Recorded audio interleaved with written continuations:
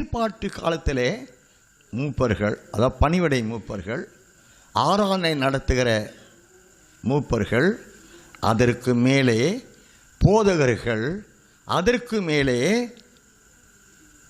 அதாவது சுவிசேஷகர்கள், அதற்கு மேலே மேய்ப்பர்கள், அதற்கு மேலே தீர்க்கதரிசிகள், அதற்கு மேலே அப்போஸ்தலன்.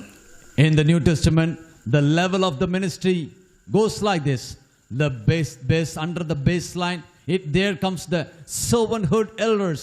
The next to that, there comes the worshiping elders, and after that, there you can find the elders, and you can see the teachers, and then the prophets, and the pastors, the shepherds, and there comes the apostles. பழைய ஏற்பாட்டு காலத்திலேயும் லேவியர், அந்த லேவியத்துவ ஊழியத்தில் உண்மை உத்தமமாய் இருந்த பொழுதே ஆசாரியன், ஆசாரிய ஊழியத்தில் உண்மை உத்தமமாய் இருக்கும் பொழுதே பிரதான ஆசாரியன், இப்படி வகைகள் ஏற்படுத்தப்பட்டது.